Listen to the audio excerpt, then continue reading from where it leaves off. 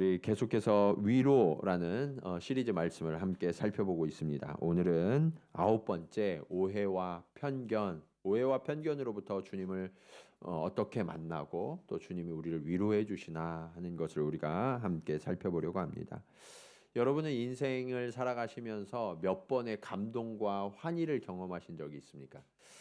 저도 여러 번 그런 경험이 있는데 그 중에 아주 강력한 감동의 순간을 경험한 적이 있어서 오늘 여러분들과 함께 좀 나누려고 해요. 그때가 언제였느냐?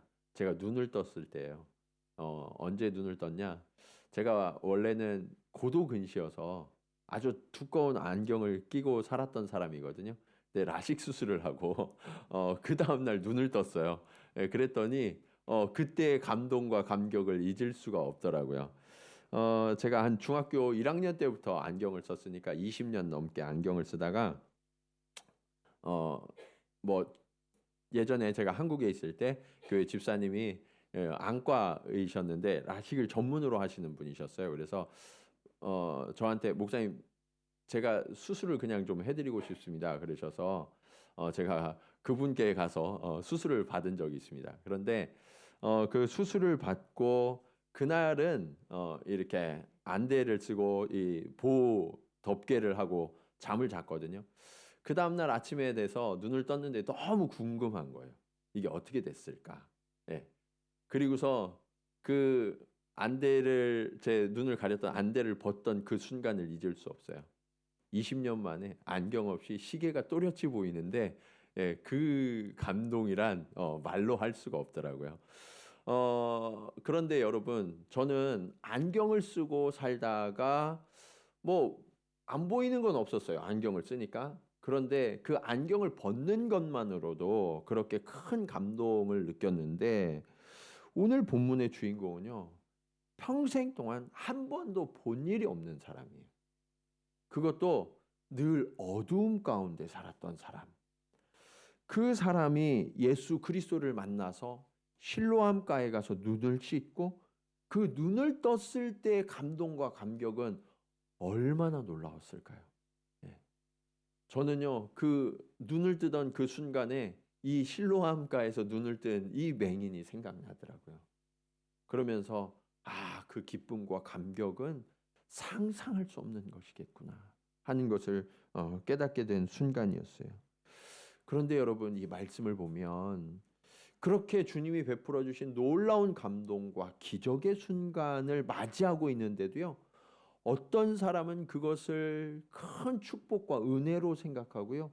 어떤 사람은 아무런 감동을 느끼지 못하면서 바라보고 있었던 것을 볼 수 있어요. 1절 말씀 한번 보시면 예수께서 길을 가실 때 날 때부터 맹인된 사람을 보신지라. 자, 그런데 이 날 때부터 맹인된 사람을요. 예수님만 보셨느냐? 그렇지 않아요. 예수님을 따르던 제자들도 이 맹인을 쳐다봤거든요. 그런데 이 예수님과 예수님의 제자들이 이 맹인을 바라보는 시선과 그 맹인에 대해서 해석하는 해석이 완전히 달랐음을 오늘 성경은 전해주고 있습니다. 우리는 이 말씀을 너무 많이 듣다 보니까 그냥 그랬구나 라고 생각하는데 사실은 이 말씀의 진짜 의미는요, 우리의 삶 속에도 이렇게 똑바로 바라보지 못하는 왜곡된 시선들이 있다는 거예요. 그 편견과 오해. 이것을 걷어내야만 진짜 주님이 바라보시는 그 시선을 갖게 된다. 너희도 눈을 떠라 라고 주님이 명령하십니다. 그러면 우리는 어떻게 하면 이 편견과 오해를 넘어서서 주님의 시선을 품게 될까요? 오늘 말씀을 통해서 함께 교훈을 얻기 원합니다. 제가 미리 말씀드린데 제가 늘 3개의 대지로 말씀을 드리는데 오늘은 4개예요. 그래서 조금 길게 느껴지실 수 있으니까 잘 인내하시면서 들어주시면 감사하겠습니다. 처음에 3개는 오늘 말씀에 드러난 편견과 오해의 원인을 살펴볼 거고요. 마지막 하나는 우리가 어떻게 하면 예수님의 시선을 품는 비결을 갖게 될 것인가, 배우게 될 것인가 하는 것을 살펴볼 겁니다. 자, 첫 번째로 오해와 편견의 원인은요. 그릇된 학습인 경우가 있어요. 오늘 제자들의 질문을 자세히 한번 들여다보시기 바랍니다. 2절 말씀 보시겠습니다. 제자들이 물어 이르되 랍비여 이 사람이 맹인으로 난 것이 누구의 죄로 인함이니까 자기니까 그의 부모니까. 여러분 맹인을 쳐다보는데 죄를 이야기하고 있어요. 오늘날로 생각하면 이게 무슨 소리야? 그럴 수 있는데 유대인들은요 고칠 수 없는 불치병을 바라볼 때 어떻게 해석했냐면 하나님이 벌을 내리셨으니까 그러니까 고칠 수 없지 이렇게 해석을 했어요. 그러면 하나님은 의로우시니까 이 사람이 이런 고칠 수 없는 벌을 하나님으로부터 받았다라는 것은 죄가 있기 때문이겠지 이렇게 생각을 했던 거예요. 그래서 오늘 이 맹인을 바라보면서 유대인들은 자연스럽게 죄를 떠올릴 수밖에 없었던 거죠. 그런데요, 여러분, 이것은 아주 무서운 편견과 오해였어요. 원래는 이렇게 불쌍한 형제를 바라보면서 어떤 마음이 있어야 되냐면, 그를 고쳐주지 못하겠구나. 그러면 내가 무엇을 도와줘야 할까? 그런데 그를 도와주어도 참 나는 무력하구나 하는 그런 마음을 가지면서 고백하고 함께 아파해야 하는 거거든요. 이것이 형제 자매된 마음이죠. 그런데 그런 연약함과 무력함을 고백하는 대신 어떻게 하냐면 당신의 죄 때문이야 라고 이야기하면 원인이 누구에게 있어요? 그 맹인에게 있는 거예요. 그러니까 나는 그를 돕지 못하고 그와 함께 하지 못하는 부담과 죄책감으로부터 그냥 쉽게 벗어날 수 있는 거예요. 그렇지. 자기 죄 때문이니까. 네.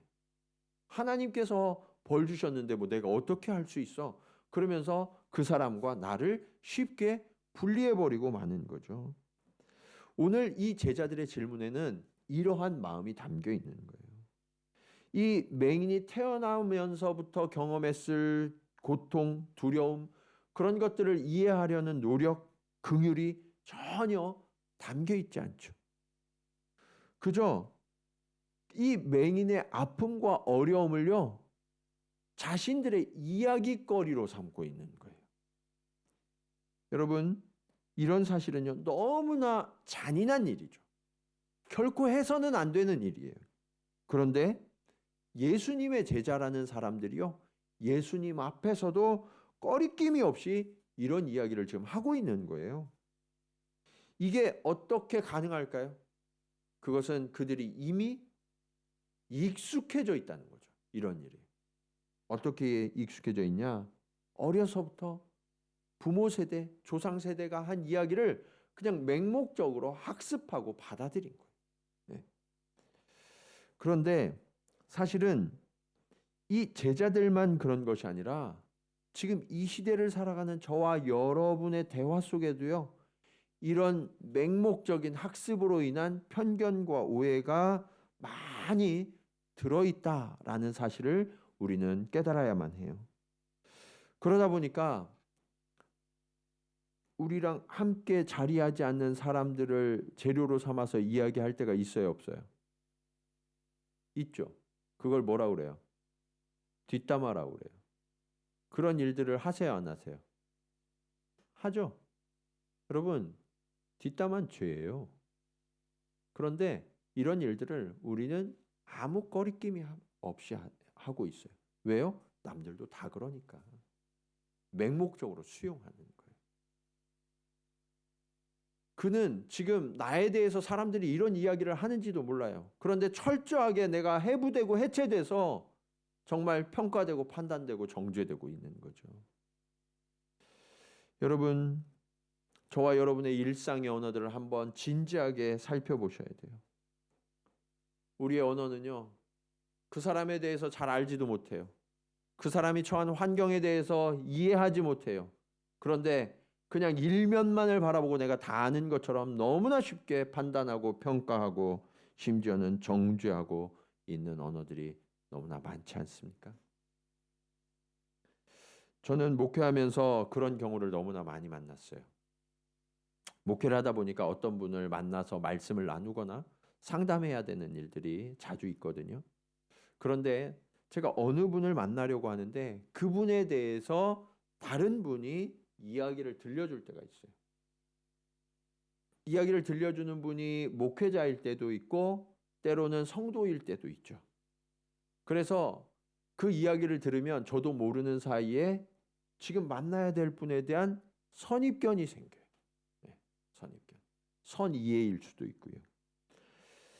근데 그분을 만나서 이야기를 하다 보면 저에게 말씀을 전해준 분의 시선이 이상하다, 무언가 다른데? 라고 느껴지는 경우가 의외로 많다는 것을 알게 됐어요. 그래서 저는요, 이 사실을 안 뒤에는 가능하면 어떤 분을 만날 때 다른 분에게서 이 이야기를 거의 들으려고 하지 않아요. 저에게 이야기를 들려주시는 분이 틀려서 그런 건 아니에요. 문제가 뭐냐면 그분이 바라보는 시선과 제가 바라보는 시선이 다르기 때문이죠. 제가 바라보는 시선이 100% 맞는 것도 아니에요. 저도 틀릴 수 있어요.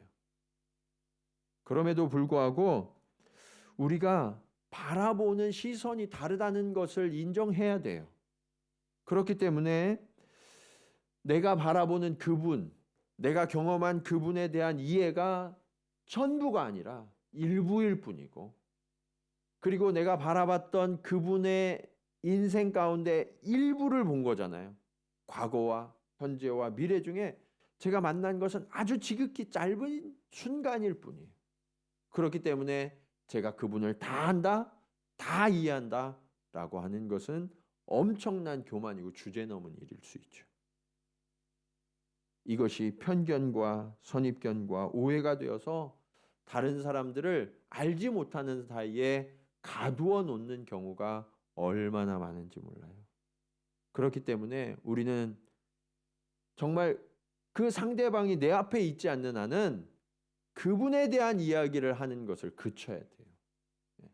사랑하는 여러분, 우리 교회에 뒷담화가 없기를 축원합니다. 네.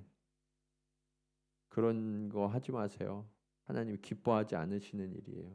네. 그 사람 앞에서 할 수 없는 이야기라면 안 하셔야 되는 거예요. 네. 하나님께서는요, 이 제자들의 언어 속에 깃들어 있던 잘못된 학습, 편견과 오해들을 지적하고 바꾸시기 위해서 오늘 이 맹인에 대한 주님의 생각과 제자들의 생각이 다르다는 것을 드러내 보이시는 거예요. 그리고 시대를 지나서 이 말씀을 읽는 저와 여러분을 향하여서 너희들의 시선, 그 그릇되고 오해된 그런 시선이 아니라, 그런 편견이 아니라 예수 그리스도가 바라보는 시선이 어떠한지를 봐라라고 저와 여러분을 초청하고 계시는 거예요. 이것이 실로암의 진짜 의미예요. 이것을 깨닫지 못하면 저와 여러분은 여전히 맹인으로 살아가는 거죠. 두 번째로, 오해와 편견의 원인은 경험에서 오는 경우가 있어요. 사람들이요, 편견과 오해를 갖는 또 다른 아주 중요한 이유 중에 하나가 경험이에요. 사람은요, 감각에 의해서 무언가를 받아들이죠. 그리고 그렇게 받아들인 것이 사실, 팩트라고 믿어요. 그러다 보니까 내가 바라본 그 사실의 근거에서 다른 사람들을 왜곡되게 평가하는 경우도 의외로 많을 수밖에 없겠죠. 오늘 본문 8절에 보면 그 장면이 드러나요.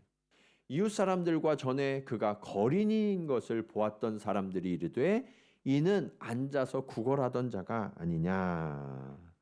자, 제자들뿐만 아니라 이 맹인을 바라보았던 이웃 사람들, 늘 쳐다봤던 사람들이 이 맹인을 뭐라고 지금 부르고 있어요? 앉아서 구걸하던 자라고 이야기해요. 이 말이 사실일까요? 아닐까요? 사실이죠. 사실이에요. 그런데 문제는 사실이었어요. 경험에 제한되니까 어떤 일이 생기냐면 이 평생 눈을 뜨지 못했던 이 불쌍한 맹인이 눈을 뜨게 됐는데 제대로 평가하지 못해요. 여러분, 지금 여러분 앞에서 평생 동안 눈을 뜨지 못했던 사람이 눈을 떴어요. 그러면 여러분 뭐라고 불러줘야 돼요? 뭐라고 이야기해야 돼요? 예? 어떤 말을 해야 돼요? 그렇죠. 축하합니다. 정말 너무나 감사한 일이군요. 그러면서 하나님 앞에 영광 돌려야 되는데 성경에 그런 얘기가 있어요, 없어요? 없어요. 없어요. 왜요? 그들은요, 앉아서 구걸하던 자, 그가 맹인이라는 그 경험에 스스로를 가둬버리고 있는 거죠. 예. 그래서 지금 눈을 떠서 내 앞에 있는 사람은 더 이상 맹인이 아니잖아요. 그리고 그가 앉아서 구걸을 할 수밖에 없었던 이유는 맹인이어서 아무것도 할 수 없어서 그래서 구걸을 했죠. 지금은 눈을 떴으니까 구걸할 필요가 있어요, 없어요? 없죠. 그런데 그를 뭐라고 부른 거예요? 앉아서 구걸하던 자. 여전히 냉대하고 나와 상관없는 그런 사람으로 분리시키고 있는 거죠. 왜요? 자신의 경험에 스스로 갇혀 있는 거예요. 제한되어 있는 거예요. 우리는요, 이처럼 사실 또는 팩트, 요즘 뭐 팩트 체크 이런 거 많이 나오잖아요. 그렇죠? 그러면서 거기에 가치를 두려고 하는데 팩트는요, 이미 지나간 과거예요, 여러분. 엄밀하게 생각해 보세요. 팩트는요, 이미 지나간 과거에 불과해요. 그래서 주님이 새롭게 하신 그 사람을 받아들이는데 오히려 장애가 될 수 있어요.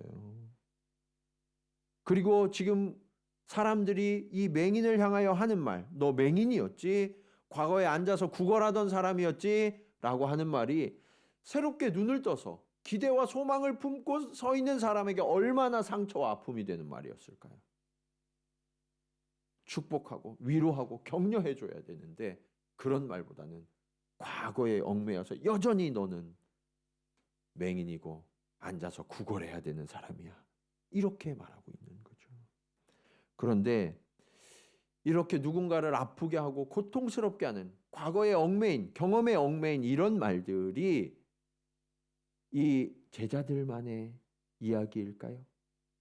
오늘 저와 여러분의 삶 가운데도 이런 일이 반복되는 경우가 있어요. 이제 40대 중반을 좀 넘어서면 사람들이요, 자꾸 과거를 회귀하면서 살아간다고 그러죠. 그래서 40대 중반이 넘으신 분들이 자꾸 옛날 친구들을 만나요. 그래서 동창회도 가시고 그러는 거죠. 동창회에 가면 이런 일이 있어요.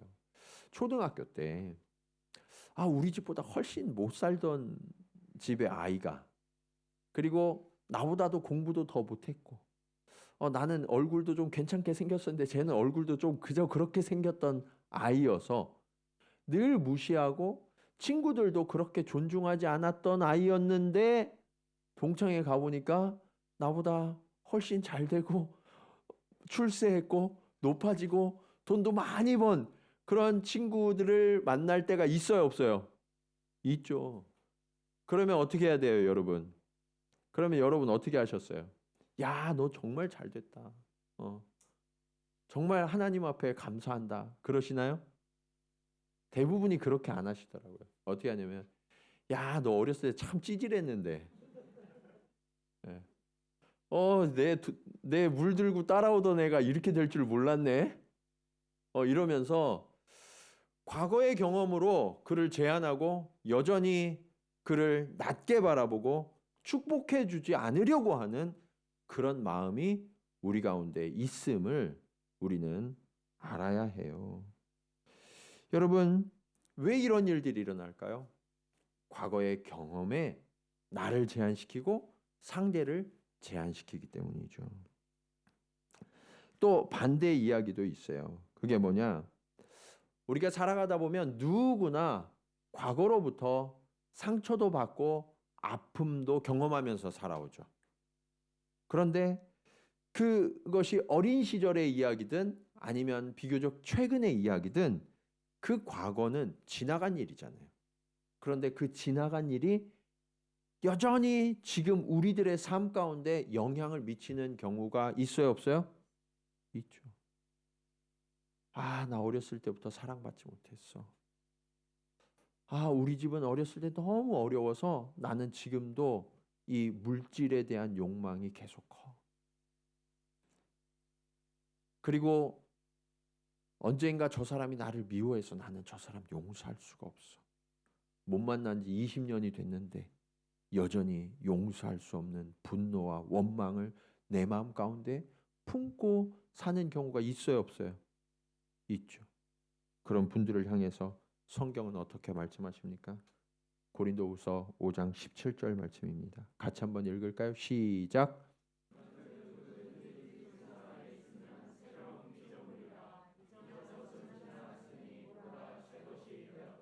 아멘. 여러분, 우리가 너무나 잘 아는 이 말씀. 그리스도 안에 있으면 누구든지 뭐가 됐대요?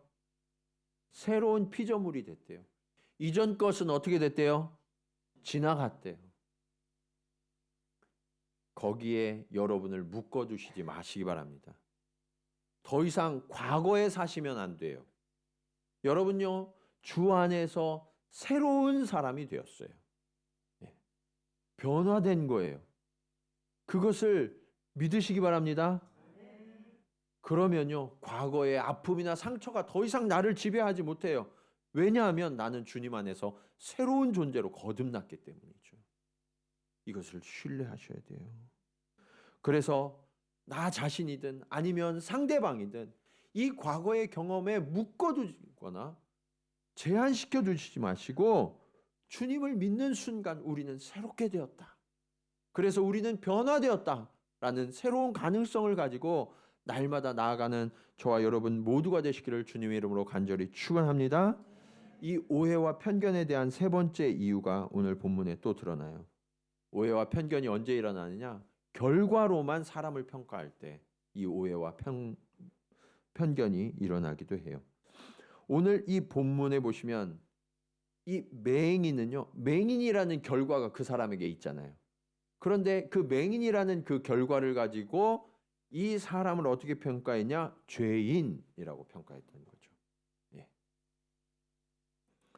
이 사람이 태어날 때 여러분 자녀를 낳아 보신 부모님들은 아실 거예요. 자녀가 태어났는데 아파요. 그러면 마음이 어떨까요? 너무나 감당할 수 없는 고통 가운데 휩싸이게 되죠. 이 맹인이 태어났을 때부터 이 맹인이었으니까 부모가 그를 딱 받는 순간 얼마나 마음이 내려앉았을까요? 그 고통, 평생 동안 그를 지켜봐야 되는 그 아픔, 그런 이해가 오늘 본문에는 전혀 드러나지 않고 있어요.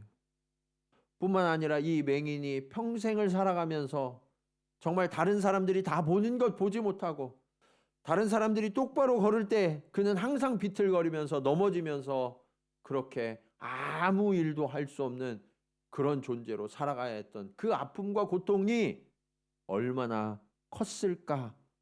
그것에 대한 연민이나 긍휼 이런 것이 제자들의 말 속에는 한마디도 녹아져 있지 않죠. 죄의 결과라고 단정지어 버리니까 나와는 상관없는 일이야. 책임도 스스로 져야지. 형제가 되기를, 이웃이 되기를 거절하고 있었던 거죠. 그런데 문제가 생겼어요. 그렇게 외면하고 나로부터 분리시켰던 이 맹인이 갑자기 눈을 떠서 나타나는 거예요. 눈을 떠서 나타나니까 혼란이 일어났어요. 9절 말씀 보실까요? 어떤 사람은 그 사람이라 하며 어떤 사람은 아니라 그와 비슷하다 하거늘 자기 말은 내가 그라하니. 여러분 지금 하루 이틀 이 사람을 만난 게 아니거든요. 어려서부터 주님이 고쳐주시는 그날까지 그의 이웃들, 그 동네 사람들은요 매일매일 그를 만났어요. 그런데 그 사람이 눈을 뜨고 내 앞에 딱 나타나니까 사람들이 뭐래요? 맹인 그 사람 아니야? 아닌 것 같은데 그냥 비슷한 사람인 것 같은데 하면서 혼란이 생긴 거죠. 왜 이런 일이 생겼을까요? 이 사람을 인식할 때 그는 맹인이야, 구걸하는 사람이야 라는 겉으로 드러난 모습만 보고 그 사람을 평가했기 때문이죠. 그 사람의 인격 전체를 바라보려고 하는 노력이나 시도가 아무에게도 없었던 거예요. 심지어 그가 내가 그 사람이에요, 내가 맹인이었던 그 사람인데 눈을 떴어요 라고 이야기해도 사람들이 믿지 않고 10절에 이렇게 말씀합니다. 그들이 묻되 그러면 내 눈이 어떻게 떠졌느냐. 여러분, 이 질문의 뉘앙스를 한번 잘 생각해 보세요. 이 질문의 뉘앙스가 정말 눈을 어떻게 떴는지 궁금해서 물어본 걸까요? 그게 아니에요. 이 얘기는 뭐예요? 네가 그 사람이라면 그 눈뜬 경위를 나한테 증명해내 라고 요구하는 거죠. 여러분, 이건 너무 무자비한 일 아닙니까? 그 눈뜬 경위를 설명할 이유가 뭐가 있어요? 그렇게 하면 뭐가 달라지는데요? 우리의 언어 속에 그런 경우가 굉장히 많이 있다는 거예요. 내가 뭐 해줄 것도 아니고 나랑 상관없는데 그거를 증명해내라고 요구하는 그런 일들이 얼마나 많은지 몰라요. 이처럼 편견과 오해에 갇혀버리면 그 한 인격에 대한 존중과 긍휼이 완전히 사라져 있는 것을 우리는 경험하게 되죠. 왜 이런 일들이 자꾸 생기느냐? 이 세 가지를 살펴봤는데 결론적으로요, 상대방의 입장에서 바라보는 게 아니라 내 입장에서 바라보기 때문에 그런 거예요. 그래서 내가 학습된 것, 내가 경험한 것, 그리고 내가 지금 바라보는 어떤 결과, 그거로만 상대를 바라보고 평가하고 있는 거죠. 그 모든 기준이 나예요. 나. 상대를 바라보면 그 상대의 입장에서 존중하고 그 상대를 가치 있게 여겨야 하는데 기준이 나이다 보니까 그냥 내가 쉽게 그를 판단하고 평가하고 심지어 정죄하고 있었던 거죠. 그러면 우리가 이런 편견과 오해를 벗어나려면 어떻게 해야 하는가? 오늘 말씀의 마지막 교훈입니다. 우리가 주님의 시선을 품어야 돼요. 주님의 시선. 예수님은요, 항상 상대의 입장에서 바라보셨어요. 특히 상대와 나를 분리하려고 하지 않으세요. 항상 그 사람과 내가 연결된 존재라고 말씀하셨고요.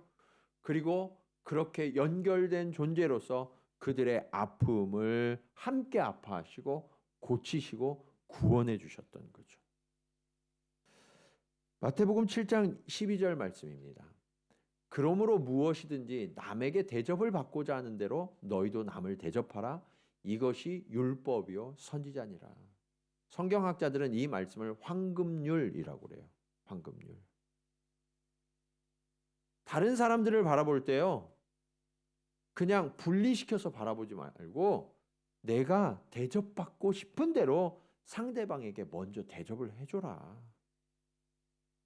여러분, 우리가 서로를 이렇게 대할 수만 있다면 우리 관계에서 일어날 법한 그러한 문제들을 얼마나 많이 예방하고 또 바로잡을 수 있을까요? 주님은요, 이미 이러한 방법들을, 교훈들을 저와 여러분의 인생 가운데 다 가르쳐 주셨던 거예요. 근데 이 실로암 이야기를 읽으면서 그냥 옛날 이야기처럼 듣고 나랑 상관없는 이야기, 그러니까 우리의 관계, 우리의 시선이 바뀌지 않는 거죠. 제자들은요, 나면서부터 볼 수 없었던 이 맹인에 대한 긍휼이나 안타까움이 전혀 없었어요. 그냥 맹인된 것은 본인의 죄인지 아니면 부모의 죄인지만 궁금했던 거예요. 주님은 그 질문에 전혀 뜻밖의 대답을 해주십니다. 3절 말씀입니다. 예수께서 대답하시되 이 사람이나 그 부모의 죄로 인한 것이 아니라, 같이 읽어볼까요? 시작. 그에게서 하나님이 하시는 일을 나타내고자 하심이라. 여러분, 주님이 뭐라고 하시는 거예요? 누구의 잘못이나 죄 때문이 아니라는 거예요. 오히려 그를 통해서 하나님이 하시고자 하시는 일을 나타내실 거야. 여러분, 이 말씀이 선언되는 순간 제자들이 바라보던 그 맹인의 가치가 달라지는 거예요. 어떻게 달라졌어요?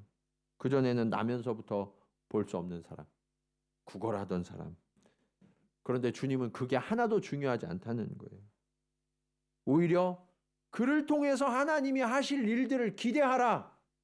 그러면서 하나님을 그 안에서 발견하기 시작하도록 주님이 관점을 완전히 바꿔놓고 계시는 거죠. 여러분, 우리가 서로를 바라볼 때 그런 시선이 필요해요. 우리 연습 한번 해볼까요? 옆에 계신 분들 이렇게 한번 축복하겠습니다. 당신은 하나님의 가능성입니다. 자, 시작. 당신은 하나님의 가능성입니다. 네. 아시겠어요? 네. 서로를 하나님의 가능성으로 바라볼 수 있어야 돼요. 하나님이 하실 일들이 어떤 일들이 그를 통해서 일어날 것인가. 이게 그리스도인들이 다른 사람들을 바라보는 올바른 시각인 거예요.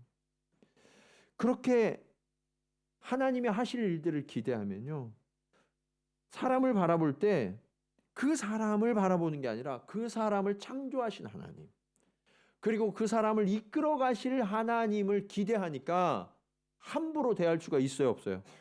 없는 거예요. 하나님은 그렇게 저와 여러분에게 요구하시는 거예요. 예. 그 사람이 믿는 사람이든 믿지 않는 사람이든 상관없어요. 왜냐? 믿지 않는 사람도 누가 창조하셨어요? 하나님이 창조하셨잖아요. 저절로 태어나는 사람은 없어요. 하나님이 창조하신.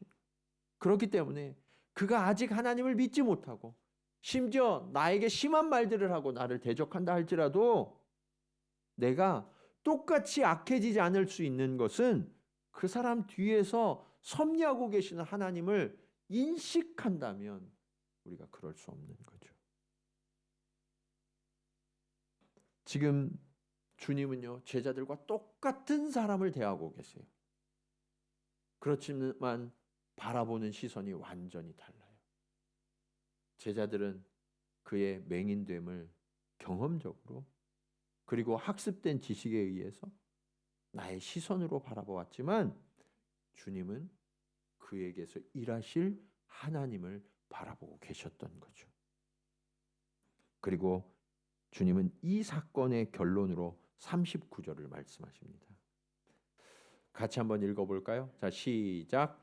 예수께서 이르시되 내가 심판하러 이 세상에 왔으니 보지 못하는 자들은 보게 하고 보는 자들은 맹인이 되게 하려 함이라 하시니. 아멘. 이 말씀이 뭐예요? 그대로 띄어놔 주세요. 내가 심판하러 세상에 왔다. 심판하러 오신 분, 그분을 보면 우리는 눈을 뜨게 되는 거예요. 보지 못했다가도 눈을 뜨게 돼요. 그런데 그분을 보지 못하면 보았다가도 맹인이 된다는 거예요. 우리가 서로를 대할 때 그 사람 뒤에서 역사하시는 주님을 바라보고 그렇게 가치 있고 존중히 여기면서 상대를 대하면 나는 눈을 뜬 자예요. 그런데 그 사람 뒤에서 역사하시는 하나님을 깨닫지 못하면 나는 눈을 떴어도 맹인이라고 주님이 선언하시는 거예요. 여러분은 맹인입니까? 눈을 뜬 자입니까? 솔직하게 눈을 떴다 감았다 하시죠? 네. 제2의 성경이라고 불리는 철로 역정을 쓴 존 버년, 그는 또 다른 저서인 거룩한 전쟁이라는 책에서 이렇게 기록했어요. 믿음은 들음에서 난다. 그런데 이 진리에 둔감한 이유는 편견 때문이다. 우리가 오해와 편견을 가지면요, 예수 그리스도의 생명의 진리도 받아들이지 않고 보이지 않는다는 거예요. 그렇게 왜곡된다는 거예요. 그래서 주님은요, 오늘 이 오해와 편견에 갇힌 사람들을 어둠에 갇혔다라고 선언하시면서 이렇게 말씀하세요. 5절 말씀. 내가 세상에 있는 동안에는 세상의 빛이로라. 여러분, 우리는 맹인이었어요. 영적인 일을 분별할 수 없는. 그러나 주님이 세상에 오심으로 인하여서 우리가 눈을 뜨게 되는 거예요. 그러면 이 빛의 인도하심을 따라 바라봐야 돼요. 그때 비로소 우리는 편견과 오해를 걷어낼 수 있는 거예요. 37절과 38절에 보시면 이 예수님이 이 맹인 되었다가 눈을 뜬 사람을 다시 만납니다. 이렇게 말씀하세요. 예수께서 이르시되 내가 그를 보았거니와 지금 너와 말하는 자가 그이니라.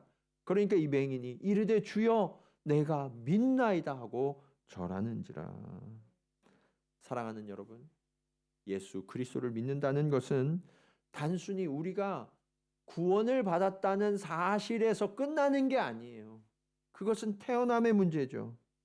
오히려 예수 안에서 우리가 거듭나서 편견과 오해와 어둠에 갇혀서 살던 우리가 옛사람을 벗고 주님과 함께하는 그 주님의 빛 가운데 살아가는 그러한 빛의 자녀가 되었다라는 선언, 그리고 그런 삶의 연속, 이것이 그리스도인 됨이라는 의미임을 여러분 기억하셔야 합니다. 여러분, 그 변화가 우리에게서 시작되었어요. 그래서 우리의 시선이 주님을 닮아야 하고요, 우리의 언어가 주님을 닮아야 하는 거예요. 거듭났기 때문이죠. 오늘 이 마지막 말씀이 저와 여러분을 향한 주님의 명령이에요. 에베소서 5장 8절입니다. 같이 한번 읽겠습니다. 시작. 너희가 전에는 어둠이더니 이제는 주 안에서 빛이라. 빛의 자녀들처럼 행하라. 아멘.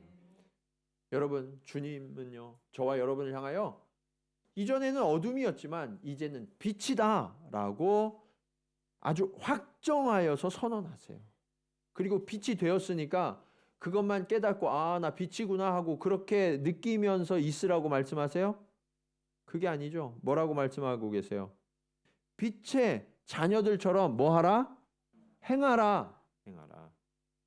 저와 여러분의 오늘 이후의 삶이 이 빛의 자녀들처럼 행하는 삶이 되어야 한다는 거예요. 그러기 위하여서 상대를 어둠에 가두고 나를 어둠 속에 가두었던 그 오해와 편견, 그 옛사람을 이제는 벗어버리고 주님이 새롭게 하신 그 빛 가운데, 그 진리 가운데 거하면서 저와 여러분이 서로를 위로하고 격려하고 축복하면서 그 아름다운 삶을 새롭게 살아가는 저와 여러분 모두가 되시기를 주님의 이름으로 간절히 축원합니다. 우리 이 시간 말씀을 기억하시면서 함께 찬송으로 고백하기 원합니다. 하나님 아버지, 그렇습니다. 내가 오해와 편견에 가득 쌓인 그런 맹인이었음을 주님 고백합니다. 하나님, 내가 눈을 떴다고 했지만 사람들을 바라보는 시선이 너무나 왜곡되어 있었고, 아버지 하나님, 나의 언어가 편견과 오해에 가득해 있음을 주님 고백합니다. 주님, 이제 주님의 시선을 나도 품게 하여 주시옵소서. 그리고 그 은혜를 내뿜는 당신의 제자로 살아가게 하여 주시옵소서. 우리 그런 고백으로 함께 찬송하도록 하겠습니다.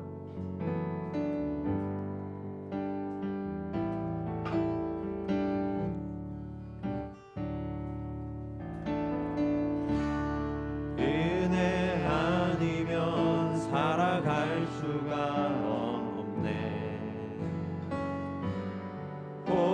호흡마저도 다 주의 것이니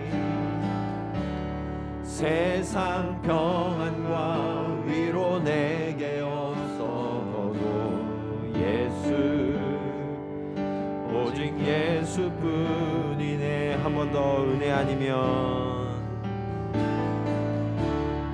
은혜 아니면 살아갈 수가 없네. 호흡마저도 다 주의 것이니 세상 평안과 위로 내게 없어도 예수, 오직 예수뿐이네.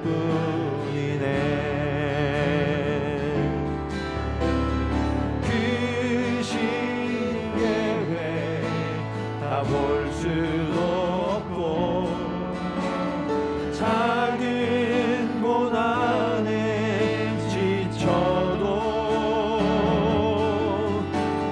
주께 맡긴 나의 모든 삶 버티고 견디게 하시네.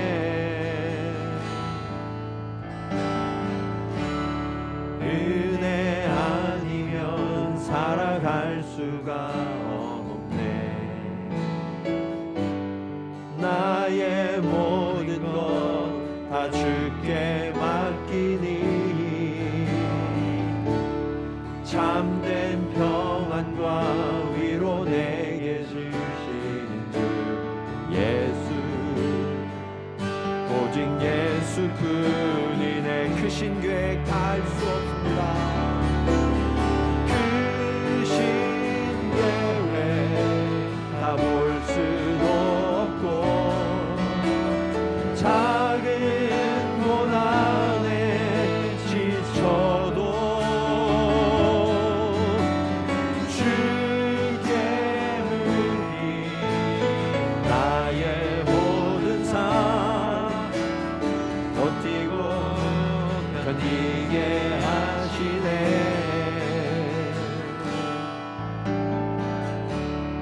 은혜 아니면 살아갈 수가 없네. 나의 모든 것 다 주께 맡기니 참된 평안과 위로 내게 주신 주 예수 오직 예수뿐이네. 그렇습니다. 우리가 눈을 뜬 줄 알았지만 하나님, 우리가 실로 맹인이었습니다. 우리만 맹인이었을 뿐만 아니라 우리의 판단과 우리의 편견과 우리의 오해로 많은 사람들을 어둠 속에 가두어 놓았던 그런 죄인이 바로 우리였음을 주님 고백하며 회개합니다. 당신이 하는 일이 그렇지 뭐. 당신은 변화하지 않을 거야. 당신의 변화를 나는 인정할 수 없어. 그러면서 여전히 예수 그리스도를 만났음에도 불구하고 그 사람을 인정하지 않고 여전히 어둠 속에 가두어두려고 했던, 나의 편견과 오해 속에 그를 잡아두었던 그러한 어리석은 맹인이 바로 우리였습니다.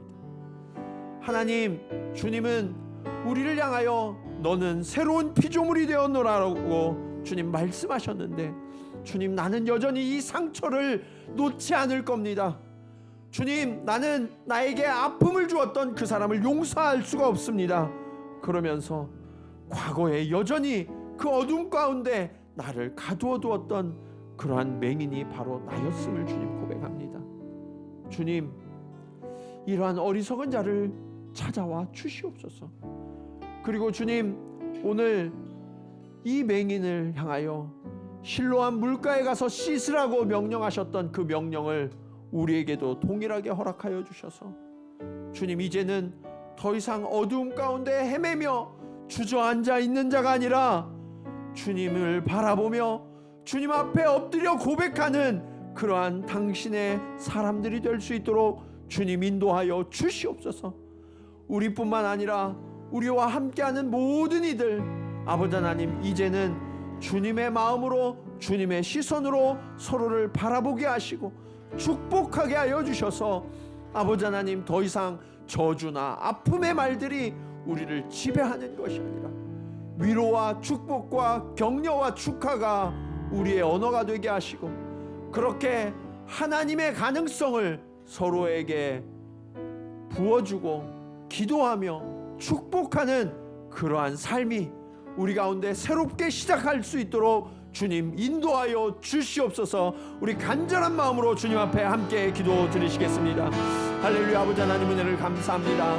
아버지 하나님, 오늘 이 말씀 속의 맹인이 바로 저였음을 주님 고백하며 회개합니다. 주님, 나는 과거의 아픔과 상처 때문에, 아버지 하나님 두려움 때문에 한 치 앞도 나아갈 수 없다고 주님 그렇게 주저앉아서 구걸하면서 살아가던 아버지 하나님, 그런 어리석은 자가 바로 나였음을 주님 고백합니다.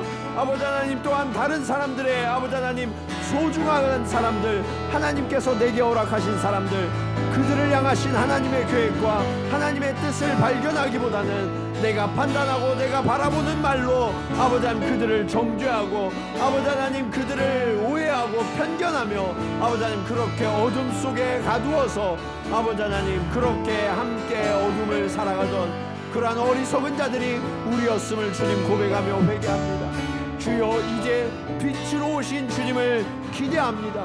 우리에게 주의 빛을 비추어 주시옵소서.